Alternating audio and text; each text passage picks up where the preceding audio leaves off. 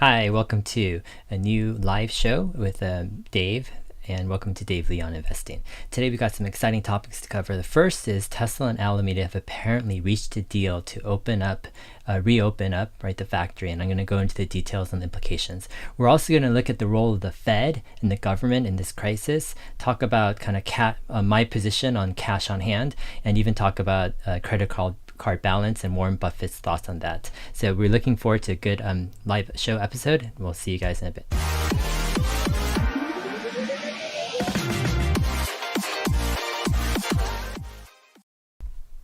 All right, so if you can hear me okay in the live chat stream, please give me a thumbs up. This is a great opportunity for you guys to be engaged within the live chat and kind of interact with other people, ask questions, etc. And so it's a great kind of a community exercise here. All right, so Alameda last night, past 10 o'clock or so, gave a press release about Tesla's situation. So yesterday, Tesla submitted a site plan, and Alameda County looked at it and reviewed it, and they gave a statement. So here's a statement, and here's kind of the key parts of the statement. It says, "We reviewed the plan and have held productive discussions with Tesla's representatives about their safety and prevention plans, including some additional safety recommendations.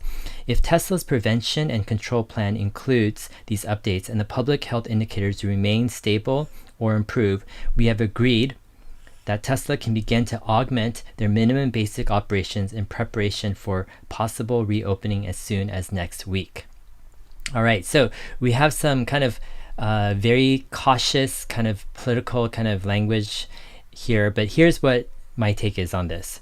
The first thing is, it appears that Alameda County is relenting and is backing down. It's saying that they've reached an agreement. They're letting Tesla reopen their factory.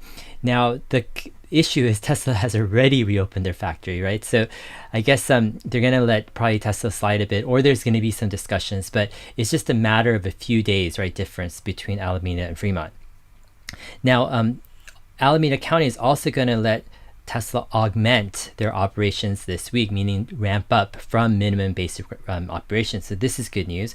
And Alameda County is saying there's a possible May 18th kind of production start, which Tesla's already started production, but at least from Alameda County, that's when they want to give the go-ahead. So I think tensions have been diffused a lot in this situation. I think there's a lot of factors involved. Like Elon Musk, I think, stood strong in his view that they can reopen safely. And then the California governor, pitched in saying he was in support of Tesla. The Fremont mayor pitched in saying she was in favor of Tesla. Then President Trump stepped in and saying he was in favor of Tesla. So Alameda County and their officials have all of this pressure from all of these different fronts, telling them that they should allow Tesla to reopen. And so it's in the best interest, I think, for Alameda to, rather than to stand very stringent against Tesla, to work with them and let them reopen, at the right pace. All right, so there are some risks ahead here. And the first risk is that Alameda County can still try to delay production, They could say, hey, we're not ready yet. You have to stop production right now in order for you to start production next week. And so they could still do this heavy hand approach. The second kind of risk ahead is there could be a winter outbreak that leads to another shutdown. So imagine there could be, a dip in the summer months, even who knows about that, but there could be this increase, once we hit maybe October or November, and there could be another outbreak. And if there's another outbreak, the Bay Area is likely going to take the most strict, stringent actions against it. And in that case, they could shut down Tesla's factory again. And it could be for a month or 2 months or even longer. So that's definitely a risk ahead. The third risk is that Tesla is dependent on Fremont for most of its production. And at this stage of Tesla's kind of maturity and game, they do have Shanghai factory, but it's still ramping up. They don't have a European factory yet, and they only have one US factory. So if this was Tesla, let's say 3 years from now, and they have a bunch of different factories on each continent, this wouldn't matter as much. But this stage of the game, Fremont is extremely important. Without Fremont, Tesla doesn't have most of their revenue, And without revenue, they can't cover their expenses. And Tesla's just, leaking money left and right. All right. So here we have today's stock price. You have Tesla down about 18 points. The whole market was down. The Dow was down over 500 points. And Tesla's still here at this point here. So my take on this whole thing is, yeah, I think Tesla is like one of those stocks, and it moves, I think, in a similar way with other kind of popular growth stocks.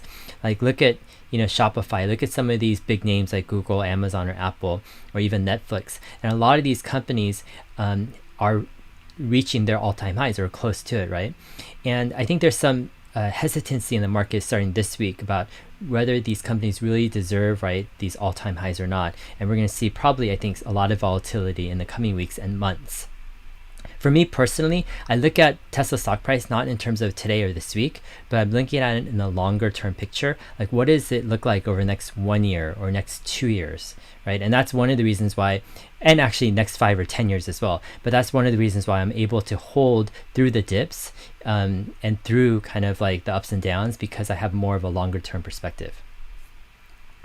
All right, so one of the implications of kind of this whole factory chaos is I think that Tesla Battery Day, where Tesla is going to announce their kind of big battery plans, their big battery innovations, that was supposed to be happening on the third week of May, I personally think it's going to be postponed. I don't think Elon Musk has much bandwidth, the team has much bandwidth right now, and I think it's going to be good to be postponed. I don't think it's a big deal whether it happens in May or June. We're talking about more long-term perspective, right? Long-term plans for Tesla. I think it sets kind of the bull case for the next 5 or 10 years. And yeah, I think June is fine, right? And personally, I don't even think it matters whether it's virtual or whether it's in person. I think Tesla will do a good job either way. All right, the question is, will Tesla raise capital after Battery Day? Now, I think a lot of people are assuming that Tesla's going to raise money because it's an investor Battery Day. However, I think that's kind of an assumption. On Twitter, I was conversing with Equilibrium, and he says that presumably they'll want to raise capital, right? And my whole thing is, I think it's awkward for Tesla right now to raise capital right after Elon's comment because of his comment that the stock price is too high. And then Equilibrium replied, says, if it wasn't awkward to raise after Elon said they didn't have to and he didn't want to, then I don't think it'll be a problem. So he's referring to back when they raised money back in April or so of last year. Elon was saying that they didn't need to raise money, right, coming into that quarter, and they basically ended up raising money. I think this is a different situation. A lot of times CEOs say they don't want to raise money, they don't need to raise money, yet they raise money. And that's kind of a given in the stock market, in kind of company finances, right? Because situations change week by week. However, Elon Musk's kind of statement that the stock price is too high at $760, I think really kind of puts Tesla in a bind a bit, where that whole option to raise money is less attractive, or it's more complicated now because you have a CEO who's publicly saying it's too expensive. And so what do you do as a company in that situation? Do you raise money still, right, when your CEO thinks it's too expensive? In that case, perhaps Elon Musk has to pitch in, right, do a 50 million or 100 million, right, buy in the stock offering as well to kind of reassure investors. But I don't think actually saying the stock price is too high is benefiting Tesla in any way. It just kind of complicates the capital raise situation. Personally, I don't think Tesla needs to raise money at this point. However, I brought this up a few weeks ago on my Twitter feed. If you haven't followed me on Twitter, if you don't have a Twitter account, go to HeyDave7. That's my Twitter account. But I was basically saying that I think it's actually wise for Tesla to, raise money for in case next year is actually worse than people expect. Meaning, if there are extended shutdowns during the winter time, if we do enter an economic depression or so, like there could be a lot of crises. There could be debt crises, right, across countries. There could be a lot of things that one crisis triggers. And so I think it might be a low case probability. Let's say it's 10 or 20%, but even so, I think it's wise to shore up a few billion dollars, even though you don't really need it at this point, just for the future. All right, I want to talk about a couple other things before I head into questions. But I was reading this article that Warren Buffett warns against carrying a credit card balance, right? And so I wanted to kind of go into the logic and thinking and kind of dig a bit deeper here. Here it says, Warren Buffett was asked whether or not, or what to do with kind of money in investing. And Warren Buffett asked if you had credit card debt, and she did, and she was paying an interest rate of about 18%. And Warren Buffett says, if I owed any money 18%, the first thing I do is I would pay that off. It's going to be way better than any investment idea I've got. By paying off the balance, she would save more money on interest than any return she'd get by investing the money, whether in the stock market or in real estate or elsewhere. Buffett said, I don't know how to make 18%. Now, I thought this was kind of interesting because I think there's another angle actually to think about this.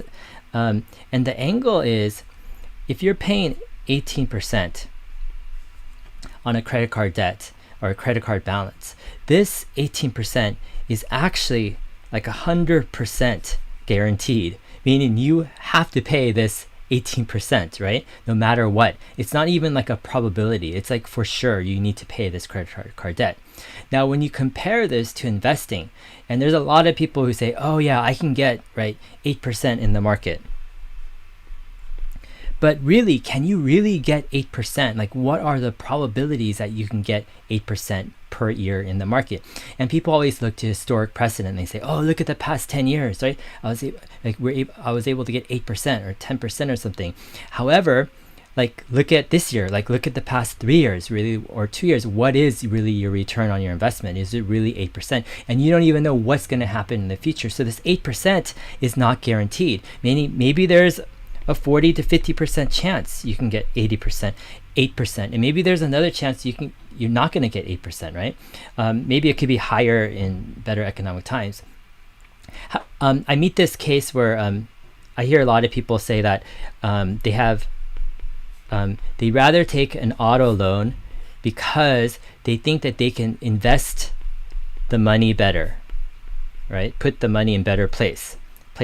So for example, they're taking a $40,000 auto loan, and they're like, why do I pay $40,000 in cash when I could just take a 5%, right, auto loan, and then I could use that money and invest it and get at least an 8% return, right?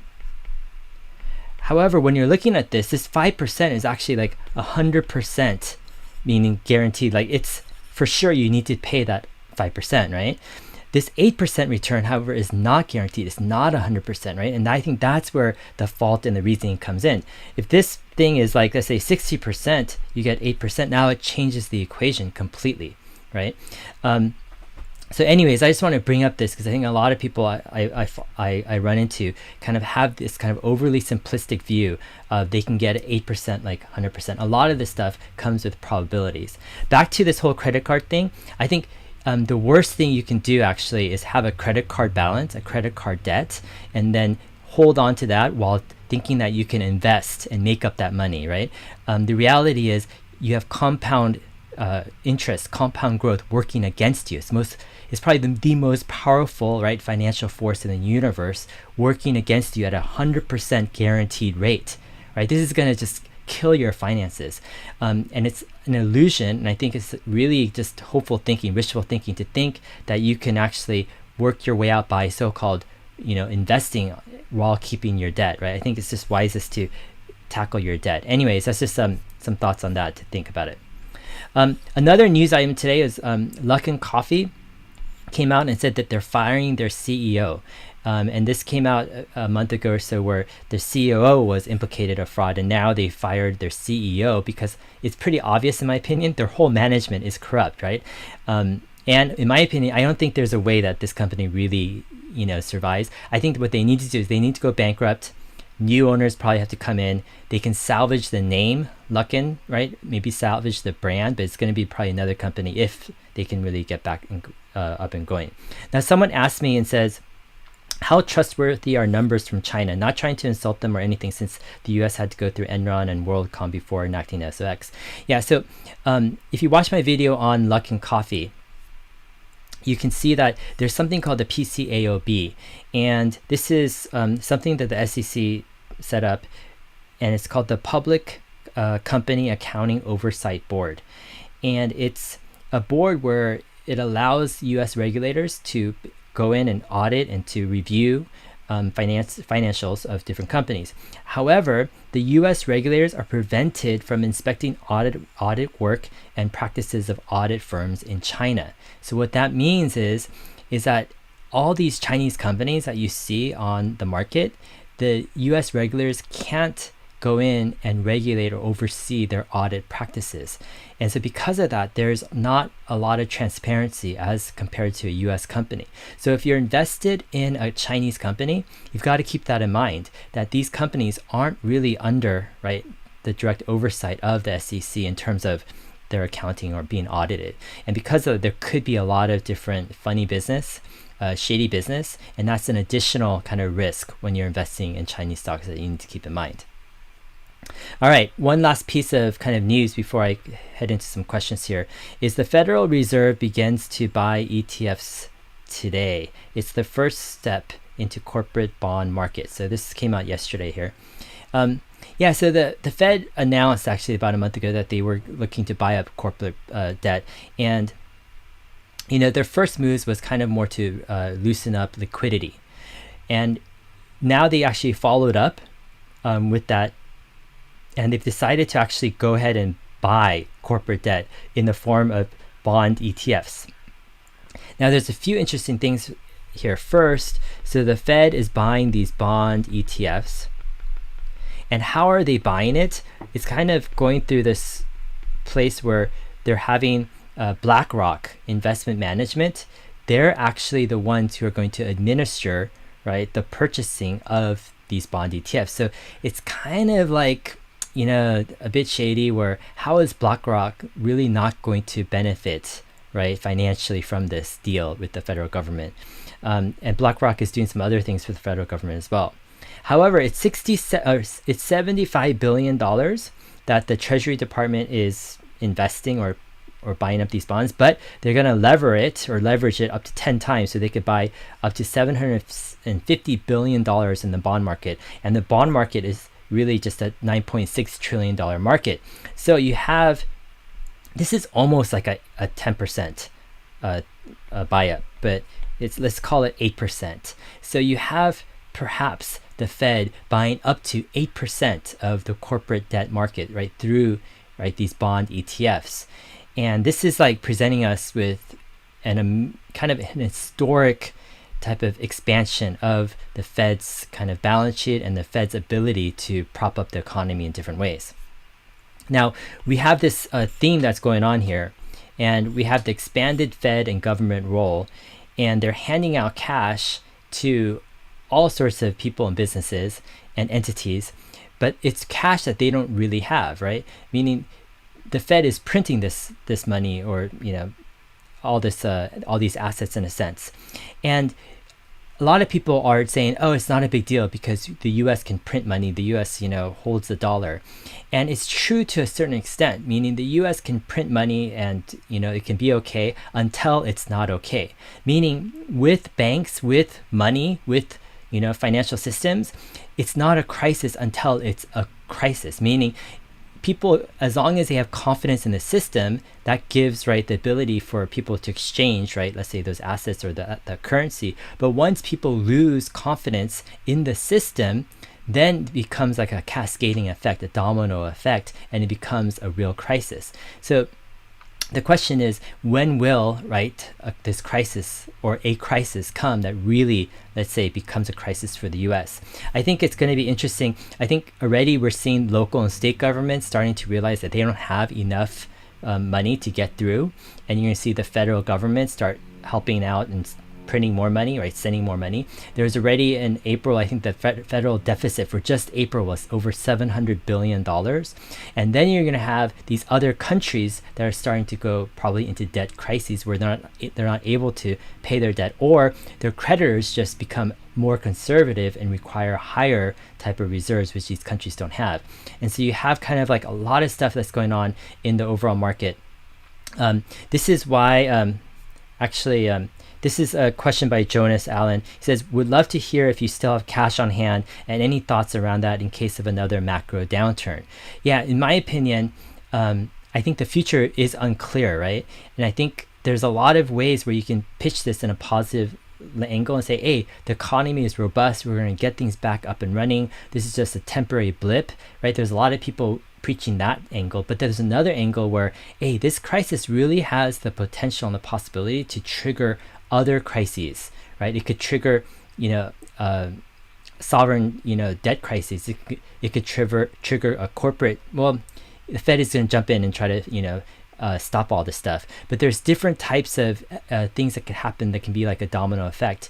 And in that case, it's, even if it's a 10 or 20% possibility that, let's say, something goes bad and it actually goes downhill and this lasts longer than, let's say, 6 or 12 months. For me personally, it's like I want to have some cash on hand, right? And that's why I've been able to raise cash on hand. I still have under 10% of my portfolio in cash on hand, but that 10% actually is the most I've ever had. And it's actually a significant amount where I could actually purchase quite a bit of stuff. And so that's kind of my approach at this point. And I probably will be increasing, cash on hand as long as I see kind of the future kind of 1 year outlook still being kind of shaky. All right, Raymond or Ramon says, opinion question, would Tesla be better off with a new, more business-oriented CEO with Elon Musk in a more advisory role? Yeah, I think in my opinion, what Elon Musk provides is he provides kind of like the whole vision, right? And he provides the whole strategy. And he is ruthless in his kind of goals, right? On how to get there. On the other side, there's kind of like another part where you have to have execution and you have to have details and you have to work out kind of the fine things, right? And I don't think Elon is actually very strong in this area of detailed execution. And it's partially a part of just not having enough time in the day, right? You just can't do everything, especially if you're running, multiple or two companies, etc. And so what Elon does is he relies on other executives to take care of the details.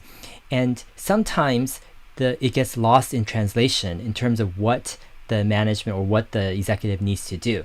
However, in the past year or so, I think, Elon really has found a few key kind of generals.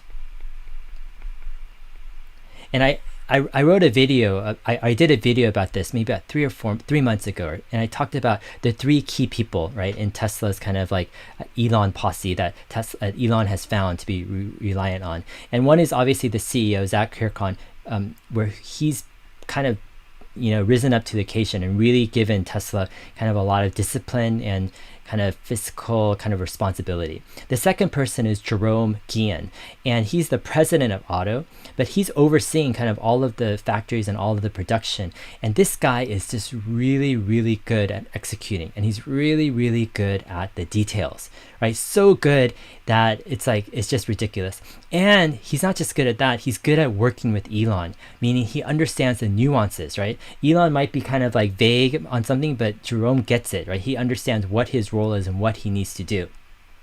And so because there's been this kind of rising up of these key execs to support Elon in the past, let's say, year or so, I think this reduces kind of, this whole urgency of the question of, do we need a more business-minded CEO? I think right now things are fine with Elon and a supportive kind of general team. All right, so what I want to do is I want to go ahead and take some questions from you guys. Now, I wasn't able to read the live chat up until this point. So what I want you guys to do is go ahead, and if you've asked a question, go ahead and put all caps question : and if you've asked it already in the live chat, please ask it again so I can have a chance to look at it. And we'll go through a few questions in this live chat. All right, here we have Nicholas Shank says, Tesla needs a Gwen Shotwell. Yeah, I think actually in a lot of ways Tesla already has their Gwen Shotwell. It's just divided up into a few people. And Jerome and I think Zach, and there's a few others, are really stepping up and being a great kind of executing team for Elon.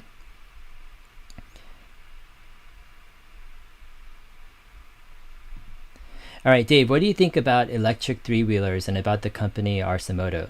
Yeah, I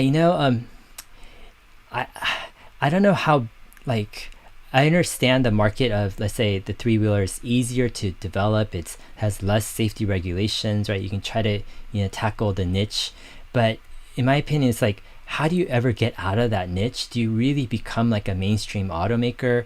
I think that's really difficult in this situation.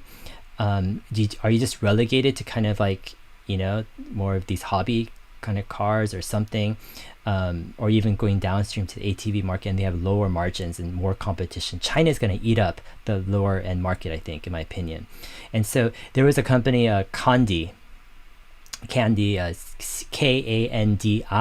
out in China. And back in 2013, there were a lot of people who are like, oh my gosh, this is the next Tesla in China because they're doing electric vehicles in China and they've got government support. But Kandi, I've been following them over the years. They never really were able to break out and make like a awesome car, right, that people loved. And I think that's kind of one of the difficulties with these companies is, sure, you can make an ATV, you can make a three-wheeler, but yeah, can you make something that beats a Tesla at the price of a Tesla? And that's what it's really going to take. This isn't an easy venture, right, for these companies.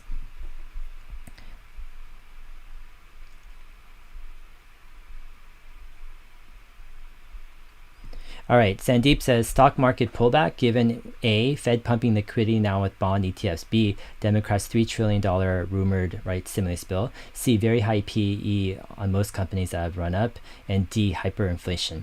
Yeah, there's a lot of like, things going on here. And yeah, whether or not we will see hyperinflation, that's interesting. What the result of the Fed pumping liquidity is going to be. Already, people already maybe front running, thinking that asset prices will be inflated. I think that's one of the factors of why people are getting into certain stocks. But yeah, if I had to bet one way, I would, personally, I would like to see a market pullback so I could build up more positions in my favorite stocks.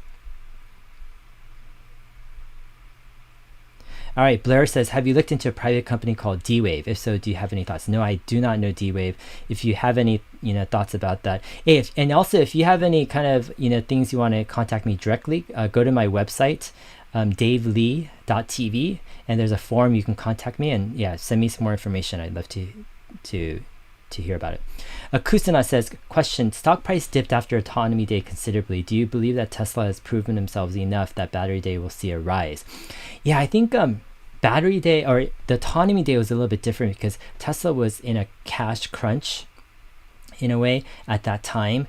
They were really, really having a hard time. Like there was some discussion at the Autonomy Day. So I was at the Autonomy Day and there was just some discussion with some people there talking about Tesla was really in a cash crunch in Q1 of 2019, right? It was cutting it close. And so Tesla really needed some liquidity. They needed some more cash, and investors knew that.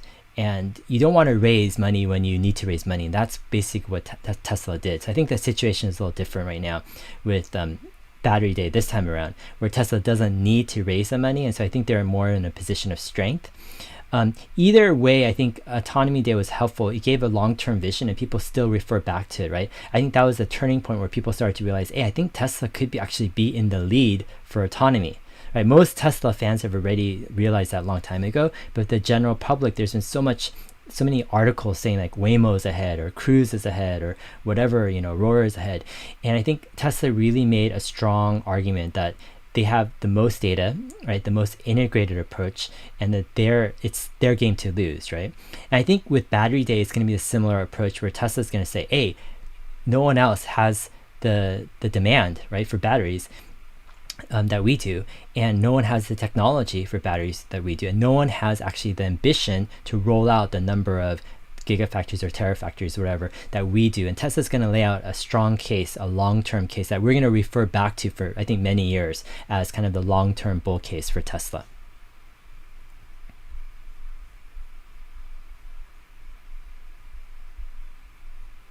All right. Yeah, Jake, I shared in the video earlier that I think Tesla's Battery Day will be delayed to probably April or so. I think right now it's just a bit too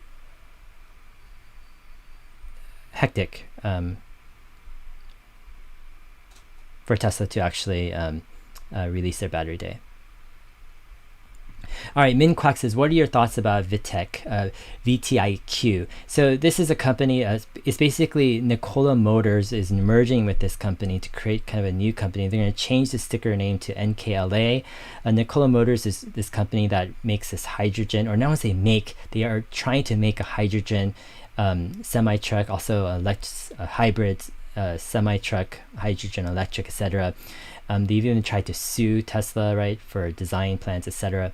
And I've kind of become kind of sour over this company. I don't think they really have the innovation chops. We're talking about like, out of 100 companies or 1,000 companies, you really need to be the top of the top of the top to have a chance in this market, especially when you have a market that has a very competent player like, let's say, Tesla.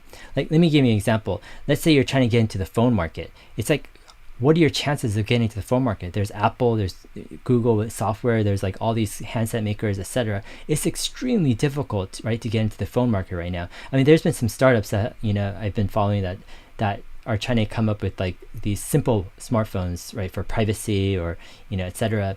But the chances of success are so small because it's dominated by a very competent, right, market leader. And that's the case with Tesla. These companies, like, let's say Nikola Motors, like, what are the chances of them coming out with a truck that's better than the Tesla Semi? Even if they get hydrogen to work, which I don't even think, they will, at the right cost, right? They have to compete against the best of the best. And the other thing is Tesla is leveraging all sorts of technologies. They're leveraging their motors. So I had a chance to sit in the Tesla Semi for about 10 or 15 minutes at Autonomy Day. And then I had another chance to walk around the car or the Tesla Semi for 5 or 10 minutes and to talk with the engineers that are working on the car.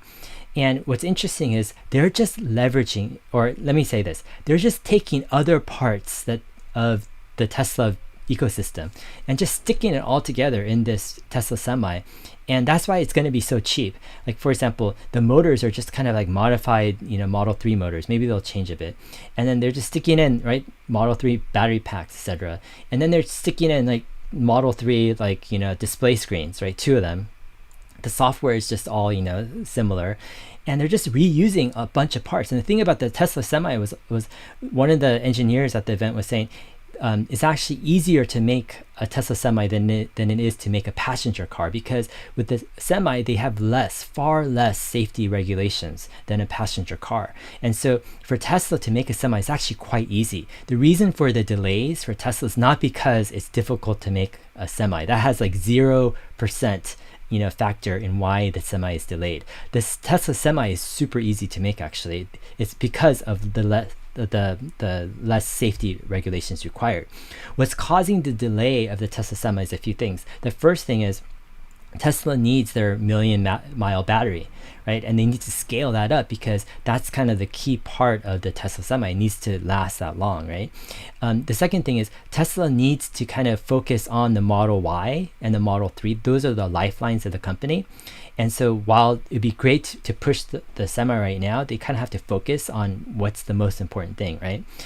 But Tesla has a plan, right? They're going to be using the Tesla Semi first for their internal needs, right? To ship stuff back and forth to Reno and Fremont. And then they're going to roll it out to more consumers or to business customers. And so Tesla's Semi approach is just so impressive, right? And their costs are going to be like cheaper than anyone else can even attempt to make. And so it's just, if anyone wants to try to compete with Tesla in the Semi business, it's going to be extremely, extremely difficult. And I wouldn't bet against them. I wouldn't bet for them.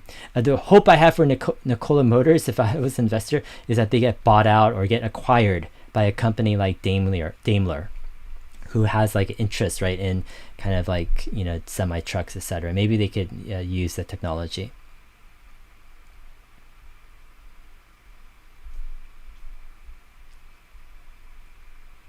All right, question. What proportion of Tesla's future revenue will be commercial vehicles? There was a discussion at Autonomy Day with one of the Tesla execs about kind of like the demand for Tesla Semi. And the exec was saying like, they're very optimistic about demand for Tesla Semi. They think that it's actually underestimated. And I think Tesla Semi is actually, and the same exec was saying like the business customers are very, very like, easy to work with, in his opinion, because they are looking at numbers. They're very, very numbers focused, right? Whether or not it's all just about cost for them, right?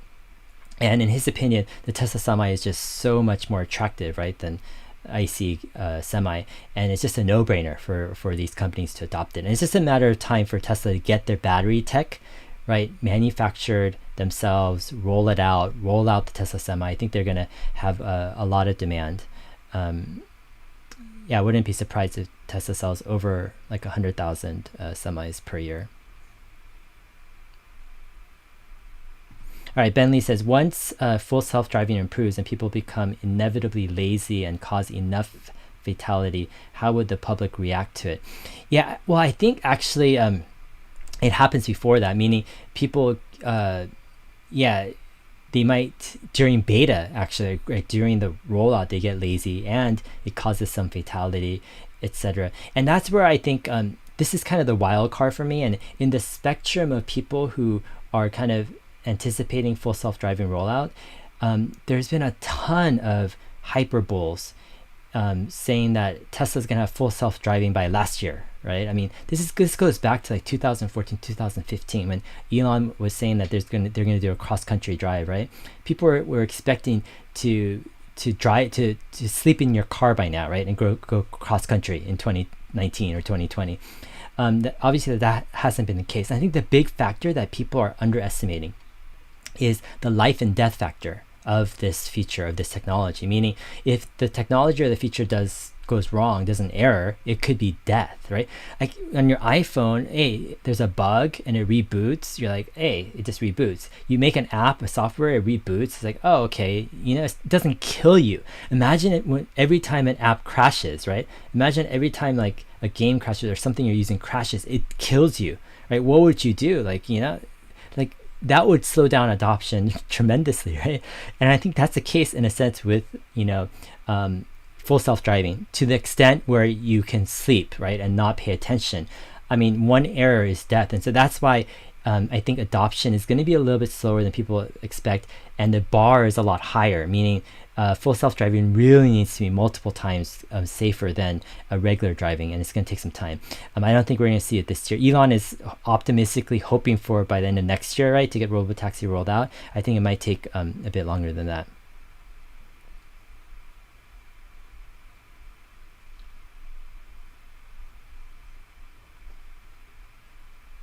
All right, Justin says, is it better for Tesla to raise capital with debt or equity?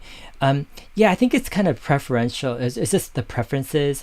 I think Tesla at like $150 billion market cap, I wouldn't mind actually them raising capital with equity. Even if they raise like, $5 billion bucks, what is that, like a bit over 3% dilution or so? And I don't think that's the biggest deal in the world, considering what that $5 billion would mean to Tesla, right? Now, if Tesla was at a $50 billion market cap and they had to raise $5 billion, and that's a 10% dilution, I think that's a different kind of case.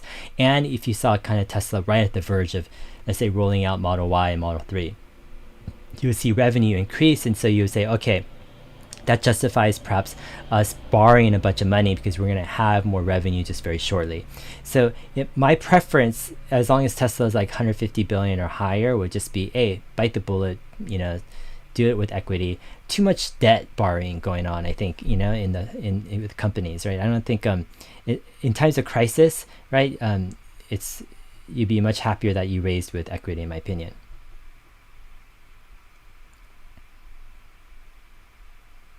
All right, Benjamin Wilson says, will Tesla be the next $1 trillion company? Yeah, I mean, the possibilities are there, right? I think the question mark, though, is like, the probability. So I have my investments, right, that I've made early on, and I built up over time with Tesla. And my kind of thesis is that Tesla, my first thesis was that Tesla would go from 4 billion to 40 billion. Right? And that was kind of my first thesis, and it turned out to be correct, and probably lucky in a lot of ways too. The next thesis I had kind of was when the Model 3 rolled out, that we're going to go from like, let's say, a $50 billion or $50 billion market cap company to like a $500 billion market cap company or so. And so that's kind of the next kind of stage. I think the $1 trillion company, I think it's a possibility. It requires, Tesla to nail the robotaxi, which I think they're in the lead. I think personally, yeah, if I had to bet Tesla will be a $1 trillion company, will happen before, 2026 or 2027. Maybe there might be a blip. I don't know. I more expect that closer to, the 2030 timeframe. All right.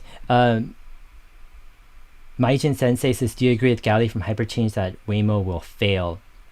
Yeah, I mean, like Google is like someone that, you don't want to bet against, even though like they do fail at times, and they're not scared to take a risk, right?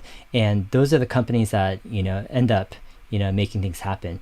I think Waymo's approach is fundamentally flawed, kind of using radar, kind of using boxed in, localities. And I think Tesla's approach is far, far advantageous, right? Is using neural nets and data, right? That's their main focus. So yeah, I wouldn't think Waymo is going to succeed per se. However, I think the bigger question is like, who's going to be second place? Who's going to be third place, right? And I think there's going to be, a lot of competition. This isn't an easy thing for Tesla to take over, meaning there will be billions and billions of dollars spent, right, on the space to take out Tesla or to catch up to Tesla. And it's easy for Waymo to switch gears and to say, hey, we're going to change our approach. We're going to go all camera, all neural nets, all data, and they're going to have to find a way to get the data, right? So will Waymo 100% fail in 10 years? That's impossible to tell at this point, because there's always a chance that they could, switch to a different approach.